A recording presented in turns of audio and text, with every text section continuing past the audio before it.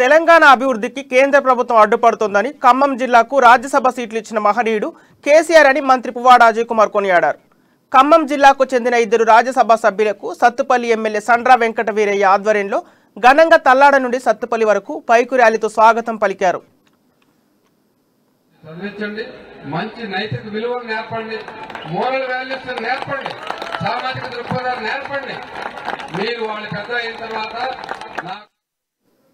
ఉభయ జిల్లాలను అభివృద్ధి పథంలో తీసుకెళ్తున్న సీఎం కేసీఆర్ కు అండదండగా నిలవాలన్నారు.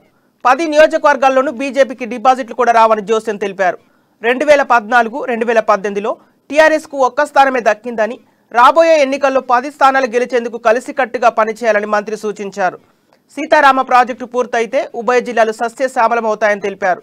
టీఆర్ఎస్ 8 ఏళ్ల పాలనలో 50,000 కోట్లతో ఉభయ జిల్లాల్లో అభివృద్ధి, సంక్షేమ ఫలాలు అందించిన ఘనత సీఎం కేసీఆర్దేనని నామా నాగేశ్వరరావు పేర్కొన్నారు.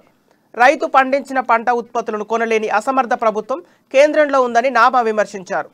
ప్రతి ఎమ్మెల్యే అడిగిన ప్రతి అభివృద్ధి పనిని కూడా శాంక్షన్ చేస్తూ ఖమ్మం జిల్లా మీద ప్రత్యేకమైన అభిమానం చూపిస్తున్న కేసీఆర్ గారికి ధన్యవాదాలు తెలియజేయాలి.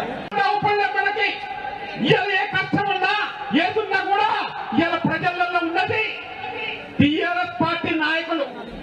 సోదరి మండలారా, మీరు తింటారో లేదో మాకు అనవసరం. మీ పిల్లల్ని మంచి చదివించండి, మంచి నైతిక విలువలు నేర్పండి, మోరల్ వాల్యూస్ నేర్పండి, సామాజిక దృక్పథాలు నేర్పండి.